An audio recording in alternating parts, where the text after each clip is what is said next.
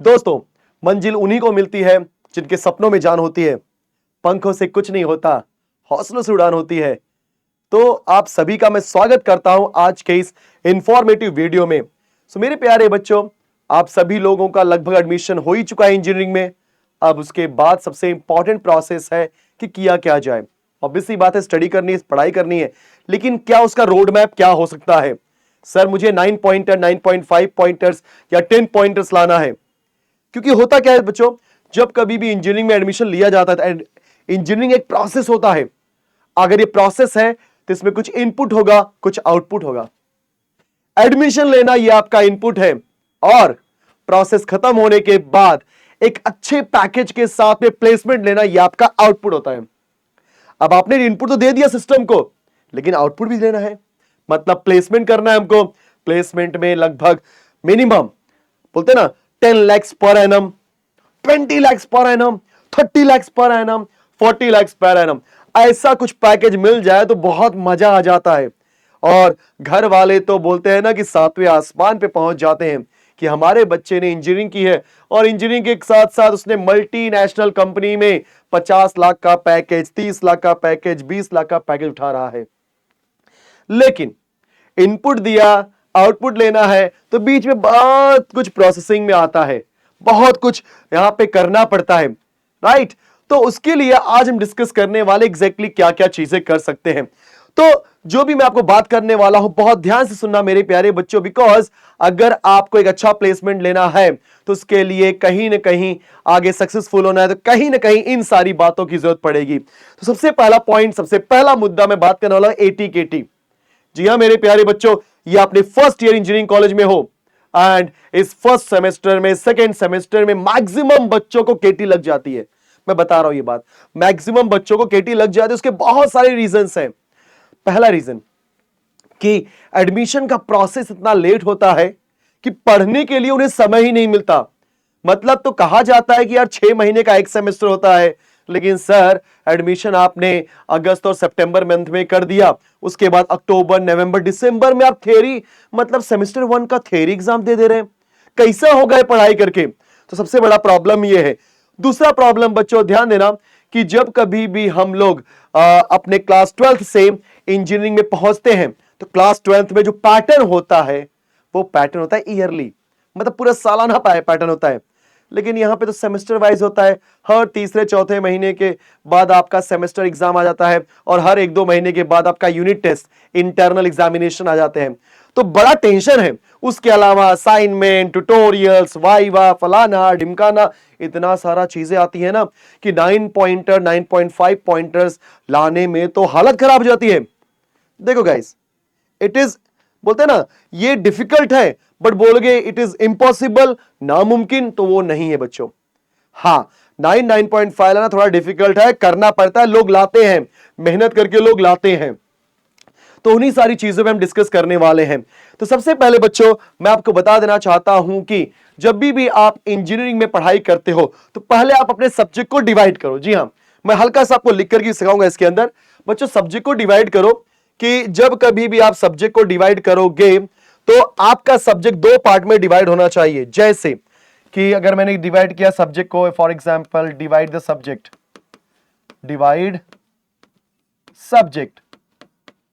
So guys, जब आपने subject को डिवाइड किया तो आप उसको 2 पार्ट में डिवाइड करने की कोशिश करो। सर कौन सा पार्ट? पहला होना चाहिए स्कोरिंग, मतलब ऐसे कौन कौन से सब्जेक्ट्स हैं जो स्कोरिंग है। उसके बाद दूसरा होना चाहिए कॉन्सेप्चुअल। सर कॉन्सेप्ट तो सबके पास है, हाँ हाँ मुझे पता है, कॉन्सेप्ट तो सबके अंदर होता है, लेकिन अपने को ये 2 चीजों पे फोकस करना है। अब जैसे स्कोरिंग की बात किया तो मैं बात करता हूं मैथमेटिक्स, आपका अप्लाइड मैथमेटिक्स, मतलब आप किसी भी यूनिवर्सिटी से बिलोंग करते हैं आपको मैथमेटिक्स का सब्जेक्ट जरूर रहेगा। सो अप्लाइड मैथमेटिक्स है, इंजीनियरिंग मैथमेटिक्स, आप जो भी बोले। उसके बाद आपका फिजिक्स हो गया, फिर आपका हो गया केमिस्ट्री, राइट, फिर आपका ईवीएस, ये सब्जेक्ट हो गया, फिर कम्युनिकेशन स्किल्स। तो ऐसे कुछ सब्जेक्ट्स हैं बच्चों जो आपके स्कोरिंग सब्जेक्ट्स हैं, मतलब इसमें आप अच्छा खासा मार्क्स स्कोर कर सकते हो, जो आपके पॉइंटर्स को खींचने मतलब 9 या 9 पॉइंटर से ऊपर जाने में आपकी बहुत ज्यादा मदद करता है। लेकिन अगर हम बात करें कॉन्सेप्चुअल, जैसे मैंने बोल दिया मैकेनिक्स, राइट, फिर मैंने बोल दिया फॉर एग्जाम्पल मैकेनिक्स के अलावा आपको आ जाता है इलेक्ट्रिकल सब्जेक्ट्स, या आपको मैं बोलता हूं थर्मोडायनेमिक्स। तो ये सब्जेक्ट ऐसे बच्चे कॉन्सेप्चुअल हैं जिसके अंदर छोटी छोटी बातों पे मार्क्स कट जाता है। तो क्या सर इसको नहीं पढ़ना है? भाई पढ़ना सब है, पढ़ना सब है, लेकिन अगर आपने डिसाइड कर लिया कि कौन से सब्जेक्ट स्कोरिंग है तो उससे आपको क्या मालूम पड़े। जैसे मैं बात करता हूं मैथ्स की, तो बच्चों मैथ्स एक ऐसा सब्जेक्ट जो का स्कोरिंग होता है, क्योंकि मैथ्स के अंदर जो भी आप सीखोगे, अगर आपने सम मिला, सम्स मिलने के बाद उसको आपने प्रैक्टिस किया और प्रैक्टिस करने के बाद सोचो उसी टाइप का क्वेश्चन या वैसे क्वेश्चन आ गए, तो भाई सोने पे सुहागा। मतलब क्या, सोचो यार, एक एक क्वेश्चन 6 से 7 मार्क का आता है, पूरा आंसर आ गया फुल मार्क्स। अगर 60 मार्क का पेपर है तो 60 में से 60 तो आराम से आ सकता है। सर इतना आसान है? अरे यार पढ़ाई करने के बाद आसान हो जाएगा, लेकिन आ सकता है। मतलब अगर आपने 50 में से मतलब 60 में से कम 50 या मोर देन 50 मार्क्स स्कोर करते हो तो आपका पॉइंटर्स धीरे धीरे बढ़ना चालू हो जाता है।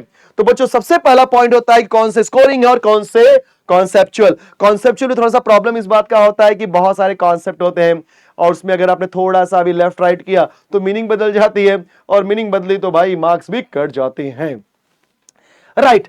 अब ये पहला आपने कॉन्सेप्ट, मतलब ये पहली स्ट्रेटजी थी जो आपको हमेशा करनी है। अब बच्चों मैं बता देना चाहता हूं, जैसे मैं मैथ्स की बात करता, कोई भी सब्जेक्ट है यहां पर, तो आप सभी लोग जानते हैं कि जो हमारा दिनेश सर इंजीनियरिंग चैनल है, उस चैनल के ऊपर इन सारे सब्जेक्ट्स के एकदम डिटेल वीडियो आ रहे हैं। लेकिन आप उसको बहुत अच्छे से पढ़ाई भी करते रहो यार, किसने मना किया। लेकिन कोई बच्चा ऐसा चाहता है, नहीं सर मुझे वेट नहीं करना है, मुझे पहले ही सब खत्म करना है। तो बच्चों फॉर योर काइंड इंफॉर्मेशन मैं आपको बता देना चाहता हूं, जो हमारा दिनेश सर इंजीनियरिंग, यस ध्यान देना, ये जो हमारा दिनेश सर इंजीनियरिंग चैनल है,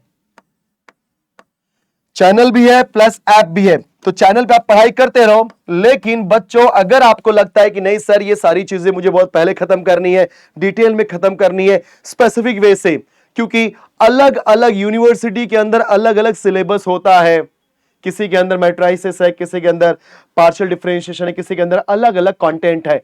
तो ध्यान देना, चाहे वो मुंबई यूनिवर्सिटी हो, चाहे वो पुणे हो, चाहे वो नागपुर हो, चाहे वो अमरावती यूनिवर्सिटी हो, चाहे वो बाटू यूनिवर्सिटी हो, चाहे वो कोई भी ऑटोनॉमस कॉलेजेस हो, छत्रपति शिवाजी यूनिवर्सिटी, सोलापुर यूनिवर्सिटी, ऐसे अलग अलग बोलते ना लगभग 11 यूनिवर्सिटीज है बच्चों। तो अलग अलग यूनिवर्सिटी के अलग अलग सिलेबस होते हैं। तो इस दिनेश सर इंजीनियरिंग ऐप के ऊपर अगर आप जाएंगे तो जिस भी यूनिवर्सिटी में आपका एडमिशन हुआ है उससे रिलेटेड आपको मैथ्स हो गया, मैकेनिक्स हो गया, सी प्रोग्रामिंग हो गया, पाइथन हो गया, एक मिनिमल अमाउंट पे मिल जाएगा और उसको आप पढ़ाई करना स्टार्ट कर दो। क्योंकि मैंने पहले ही बोला है, आउटपुट क्या है हमारा, प्लेसमेंट। जैसे अगर हम कोई दुकान खोलते हैं तो पहले क्या करते हैं बच्चों, दुकान के अंदर सामान भरते हैं ना, मतलब पहले इन्वेस्टमेंट करते हैं। बिकॉज आपके दुकान पे कोई सामान लेने क्यों आएगा, ऑब्वियस सी बात है, जब आपके दुकान में पहले से सामान रहेगा। आप तो बोलोगे नहीं भाई कस्टमर तू आ, तो मेरे को ऑर्डर दे, फिर मैं मंगा के दूंगा, ऐसा होता है क्या? नहीं, तो कोई कस्टमर आपके पास नहीं आएगा। सेम चीज बच्चों, पहले आप अपनी दुकान भरो।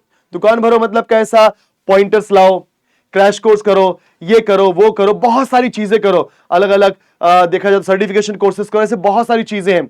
तो कहीं ना कहीं वो सारी चीजें करने के लिए आपको टाइम भी तो चाहिए, क्योंकि सर लोग बोलते हैं कि सर ऐसे बहुत सारे कॉलेजेस हैं जहां पर जो सब्जेक्ट पढ़ाए जाते हैं, चाहे मैथ्स हो, चाहे मैकेनिक्स हो, चाहे फिजिक्स हो, चाहे केमिस्ट्री हो, चाहे इलेक्ट्रिकल सब्जेक्ट्स हो, सर टीचर्स न सिर्फ और सिर्फ एक फॉर्मेलिटी करते हैं।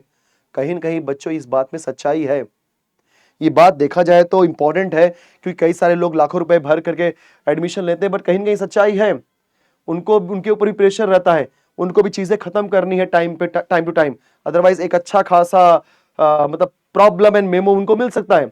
तो उनके ऊपर भी प्रेशर रहता है, तो उनको फटाफट चीजें खत्म करनी है। लेकिन इसमें हमारे बच्चों की क्या गलती है भाई, उन्होंने क्या गुनाह किया? अरे मैंने तो ऐसा सोचा ही नहीं था, मैं तो सोचा था इंजीनियरिंग में एडमिशन लूंगा, बहुत बेहतरीन तरीके से पढ़ाई करूंगा। क्यों नहीं कर सकते आप? जी हाँ, दिनेश सर इंजीनियरिंग ऐप के थ्रू जो भी ये सारे कोर्सेस हैं, इसको पहले आप भर लो। भर लो मतलब अपने स्टॉक के अंदर रख लो, अच्छे से 2 महीने 3 महीने के अंदर ही पूरा का पूरा सिलेबस डिटेल्ड में पढ़ाई करो। यस मेरे प्यारे बच्चों, जब डिटेल में पढ़ाई करोगे तो ऑटोमेटिकली आपका जो पॉइंटर्स है वो बढ़ना स्टार्ट होगा। अब एक और चीज, ये तो पहली स्ट्रेटजी थी, दूसरी स्ट्रेटजी होती है बच्चों, अगर मैं बात करूंगा तो इसके अंदर सबसे इंपॉर्टेंट चीज जो मैं बताऊंगा बच्चों आपका होता है सिलेबस पैटर्न। क्योंकि ऐसे बहुत सारे यूनिवर्सिटी हैं जिनका सिलेबस पैटर्न, मतलब देखा जाए तो paper pattern, guys not syllabus exactly, paper pattern, paper pattern जानना बहुत जरूरी है। यह भी एक स्ट्रेटजी होती है। प्लस योर PYQ, या जिसे हम दूसरे शब्दों से फ्रीक्वेंटली आस्क्ड क्वेश्चन।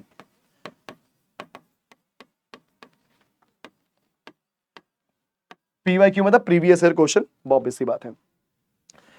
तो आप जान लो आपका पेपर पैटर्न क्या है, एंड उसके बाद PYQ प्रीवियस ईयर क्वेश्चंस या फ्रीक्वेंटली आस्क्ड क्वेश्चन के बारे में डिस्कस करो। क्योंकि बच्चों अगर आपने 5 से लेकर के 10 साल के पीछे के जितने भी पेपर्स हैं एक बार आपने देखा और उसकी एनालिसिस की, तो कम से कम मैं बता रहा हूं आपको 60 से 70% क्वेश्चंस मैच हो जाएंगे आपके एग्जाम में। ये गारंटी के साथ बोलता हूं बच्चों, मैच होता ही होता है। अरे कहां नया नया हर साल लाएंगे क्वेश्चंस, वही सब क्वेश्चन आगे पीछे घुमा फिर आगे पूछते रहते हैं।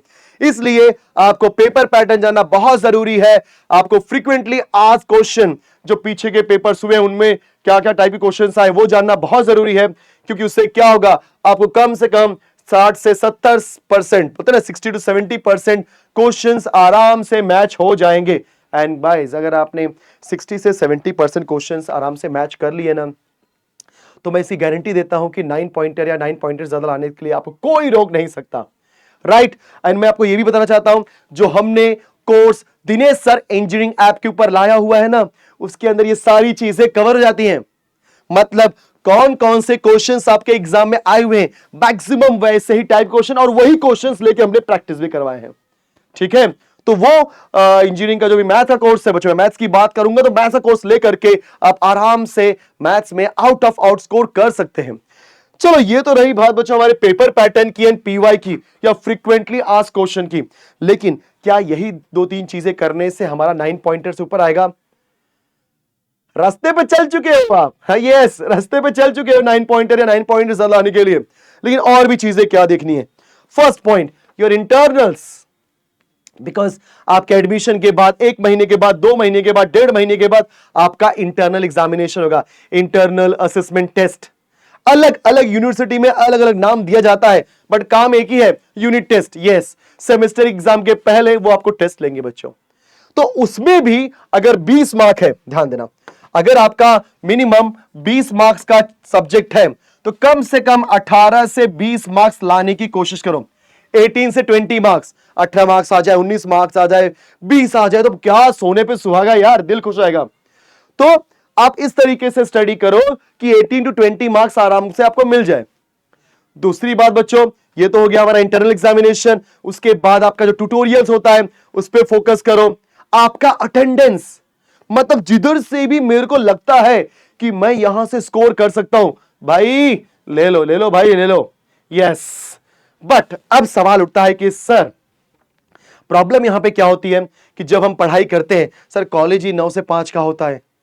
सर सुबह हम लोग 7-8 बजे निकलते हैं, अगर दूर कॉलेज है, फिर 5 बजे तक कॉलेज होता है, उसके बाद वहां से थक करके पहुंचते हैं घर पे 6-7 तक। सर सुबह से लेकर के शाम तक इतना एग्जॉस्ट हो जाते हैं कि सर पढ़ाई होती नहीं। सर कैसा आएगा 9 पॉइंटर्स?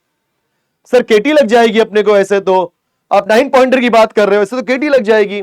नहीं, ऐसा नहीं होगा, मैं बता रहा हूं आपको ना। आप जरा भी टेंशन मत लो। आप लोग अगर मतलब देखा जाए तो जो भी सब्जेक्ट्स आपको मिलते हैं, कोई भी सब्जेक्ट का आपको जो कॉलेज है रेफरेंस बुक बोलेगा, टेक्स्ट बुक बोलेगा। आप रेफरेंस बुक और टेक्स्ट बुक तो इंपॉर्टेंट है, नो डाउट, बहुत ज्यादा इंपॉर्टेंट है, लेकिन आपके पास टाइम इतना कम होता है, उसको साइड में करो। यस, उसको साइड में करो। नोट्स, यस, जो हम आपको ऐप के अंदर प्रोवाइड करते हैं वो नोट्स आपके पास होना चाहिए। आप ट्रेवलिंग कर रहे हो, वीडियो ऑन कर दो, पढ़ाई करते रहो यार। अगर 1 घंटे, 1.5 घंटे, 2 घंटे का ट्रेवलिंग है, कम से कम अगर 1-1.5 घंटे, 2 घंटे का आपने स्टडी कर लिया, पूरा लेक्चर दे करके घर पे जाकर के जस्ट रिवाइज कर लो, प्रैक्टिस कर लो, काम खत्म। टाइम ऐसे यूटिलाइज होता है। क्योंकि देखो इंजीनियरिंग में आ गए हो ना, सोचो कि सारी चीजें बड़ी आसानी से मिल जाएगी, तो नहीं मिलेगी, आपको एफर्ट डालना ही पड़ेगा मेरे प्यारे बच्चों। कंफर्म। अगर आप ऑफलाइन क्लासेस लगाने जाते हो तो उसका प्रॉब्लम जानते हो क्या है कि सर कॉलेज में भी पढ़ाई किया, ऑफलाइन क्लासेस में पढ़ाई किया, सर सेल्फ स्टडी को तो टाइम ही नहीं मिला। ऑब्वियस सी बात है, सेल्फ स्टडी को टाइम ही नहीं मिला। बट ऑनलाइन का फीचर क्या है, जितनी बार चाहे उतनी बार देखो। ऑफलाइन में तो आप एक ही बार देखते हो ना, जहां चाहे वहां देखो, ट्रेन में देखो, बस में देखो, रोड पे देखो, जिधर देखो उधर देखो। लेकिन पढ़ाई होनी चाहिए, लगना चाहिए कि ये 4 साल में बंदा, पता है ना, जस्ट एंटर किया था लेकिन जब निकला तो हीरा बन के निकला, ऐसा होना चाहिए। तो उसके पीछे पूरी मेहनत लगेगी। तो हमने क्या बोला, सब्जेक्ट को डिवाइड कर दो, स्कोरिंग सब्जेक्ट कौन से हैं आपके, कॉन्सेप्चुअल सब्जेक्ट कौन से हैं, वो डिसाइड हो गया। अब उसके हिसाब से प्लानिंग करो कि स्कोरिंग में स्कोर कैसा करने का है, कौन सी स्ट्रेटजी बेस्ट होगी। आप पूरा पूरा टाइम टेबल बना के रखो, सुबह पढ़ाई करनी है या रात में सोने से पहले पढ़ाई करनी है। ये सब आपका तरीका होना चाहिए, क्योंकि कुछ लोग सुबह में, मतलब मॉर्निंग, अर्ली मॉर्निंग बर्ड होते हैं जो मॉर्निंग में पढ़ना बहुत ज्यादा पसंद करते हैं। कुछ लोग नहीं सर, सोने से पहले पढ़ाई करके सोऊंगा मैं, ऐसा होता है। तो आपके पास एक टाइम टेबल होना चाहिए और एवरी डे कम से कम 2 सब्जेक्ट टच करना ही है। सबसे इंपॉर्टेंट पॉइंट है बच्चों, एवरी डे कम से कम 2 सब्जेक्ट टच करना ही है, जिसमें से एक होगा टफ सब्जेक्ट और एक होगा एक इजी सब्जेक्ट। बराबर। आपको लगता है नहीं सर बी ट्रिपल ई अपने को थोड़ा सा टफ लग रहा है, तो बी ट्रिपल ई सर करो। आपको लगता है सर मेरे को फिजिक्स थोड़ा इजी लग रहा है, फिजिक्स टच करो। सर मेरे को अप्लाइड मैथमेटिक्स हल्का सा डिफिकल्ट लग रहा है, पढ़ो भाई। बट एवरी डे कम से कम 1 से 2 घंटे आपको सेल्फ स्टडी चाहिए ही चाहिए। बिना सेल्फ स्टडी के आपको 9 पॉइंटर या 10 पॉइंटर कैसे लाओगे। तो सेल्फ स्टडी चाहिए और रटना कोई नहीं है, कॉन्सेप्ट को समझना है। राइट बच्चों। सो देखा जाए तो मैंने आपको बेसिक फंडा बताया हुआ है। तो प्रैक्टिकल्स हो गया, आपके असाइनमेंट्स हो गया, आपके ट्यूटोरियल्स हो गए, राइट, वाइवा हो गया, अटेंडेंस हो गया, ये सारी चीजों पे आपको फोकस करना है। और हर दिन कितने चैप्टर पढ़ने बच्चों, कम से कम 2 चैप्टर पढ़ने हैं। 2 चैप्टर मतलब 2 सब्जेक्ट के, आप चैप्टर कितने भी डिसाइड कर सकते हैं, it is up to you. And बच्चों याद रखना, कभी भी आप जब कभी भी पढ़ाई करते हो तो एक पैटर्न होना चाहिए, सब कुछ नहीं पढ़ना है। सबसे पहले जो चीज आपको अच्छी लगती है और जिसके आने के चांसेस बहुत ज्यादा है, पहले आप उसकी स्टडी करो। राइट। अगर मान लो जैसे लगता है मैथ्स, मैंने बोल दिया मैथ्स में मान लो मुझे पार्शियल डिफरेंशिएशन है या कॉम्प्लेक्स नंबर है या बोलते हैं ना क्या एप्लीकेशन ऑफ डिफरेंशिएशन है या डिफरेंशियल इक्वेशन है, लैप्लास है, कोई भी एक टॉपिक है आपका, उस टॉपिक में देखो कि कौन से क्वेश्चंस ज्यादा आए हुए हैं, पहले उसको करो। फिर एवरेज क्वेश्चन को करो। एवरेज मतलब हाँ ये कभी कभार आता है, जैसे कुछ क्वेश्चन है बहुत ज्यादा पूछते हैं। अभी कैसे मालूम पड़ेगा, मैंने बताया आपको कि फ्रीक्वेंटली आज क्वेश्चन, आप 5 से 10 साल का पेपर उठाओगे आपको मालूम पड़ जाएगा कैसे टाइप के क्वेश्चंस आते हैं। राइट। तो पार्ट 1 में आपने क्या किया, part in the sense starting में आपने क्या किया, जो मैक्सिमम टाइम क्वेश्चन पूछेगा उनको प्रैक्टिस करो। सेकंड में क्या किया आपने, जो एवरेज टाइप क्वेश्चन है उसको प्रैक्टिस करो, हल्का सा टाइम उसको दो। और कुछ ऐसे क्वेश्चन होते हैं जो रेयरली आस्क्ड होते हैं, रेयरली पूछे जाते हैं, अब उनको टाइम देना है नहीं देना, it is up to you. ठीक है बच्चों। तो ये जो स्ट्रेटजी मैं बता रहा हूं, जिसमें आपको केटी नहीं लगनी चाहिए, क्योंकि प्रोसेस के अंदर ये जो मेरा इंजीनियरिंग का प्रोसेस है बेटा, ध्यान देना सभी लोग, इसके अंदर आपने एडमिशन तो ले लिया, अब एडमिशन लेने के बाद प्लेसमेंट, लेकिन जो कुछ भी बता रहा हूं वो सब यहां करना है, यहां पे no KT. Right. First point 9 pointer या 9 पॉइंटर से ज्यादा लाना है। Second, you have to improve your communication skill, क्योंकि कम्युनिकेशन स्किल बहुत इंपॉर्टेंट होता है। आपको सब कुछ पता है but it is very difficult to express the knowledge whenever if you are not feeling with the communication. आपको कम्युनिकेशन फील ही नहीं हो रहा है, मतलब you are not able to speak in English, business language. So in that scenario make sure that कि आपका communication अच्छा होना चाहिए, आपका बात करने का तरीका होना चाहिए, आप कपड़े कैसे पहनते हो वो होना चाहिए अच्छा। राइट। ये सारी चीजें आपको यहां पे डेवलप करनी है। राइट। एंड एवरी डे कहीं न कहीं आपको अपनी बॉडी में एक्सरसाइज लाना पड़ेगा, हल्का सा, half an hour, 30 minutes, 40 minutes, 50 minutes, yoga, walking, jogging, जो लगता है, जिमिंग, जो लगता है आप करो।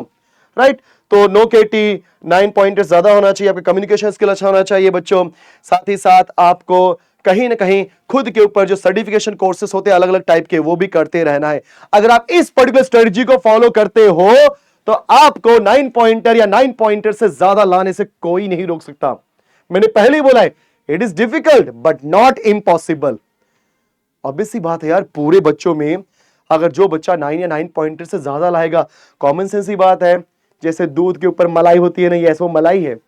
और जब बड़ी बड़ी कंपनी आएंगी, माइक्रोसॉफ्ट, गूगल, एक्सेंचर, एल&टी, ये बड़ी बड़ी कंपनियां पहले क्रीम क्राउड को उठाती हैं, उनको 20 लाख का पैकेज, 10 लाख का पैकेज, 30 लाख का पैकेज सब प्रोवाइड करती हैं।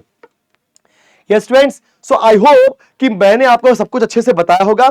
लेकिन इन सभी में मैंने आपको बार बार बोला है कि अगर जो भी बच्चा चाहता है कि ये सारे सब्जेक्ट्स, ये जो भी मैं ले रहा हूं यहां पे, ये सारे सब्जेक्ट्स बहुत ही अच्छे से स्टडी करनी है, और कहीं ना कहीं ये जो सारी चीजें हैं 5 to 10 ईयर्स के क्वेश्चंस पेपर के अंदर जो फ्रीक्वेंटली आज क्वेश्चंस हैं उसके बारे में भी स्टडी करनी है, उस सारे क्वेश्चंस को प्रैक्टिस करना है, तो कहीं ना कहीं आपको हमारे नोट्स की जरूरत पड़ेगी, हमारे लेक्चर्स की जरूरत पड़ेगी।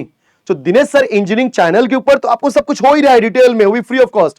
लेकिन जो बच्चा नहीं सर मेरे को फटफट से सब खत्म करना है, मुझे आपका वेट नहीं करना है, तो भाई आ जाना फटफट से दिनेश सर इंजीनियरिंग ऐप के ऊपर। बहुत ही बेहतरीन लेक्चर है and one of the best lectures है गाइस।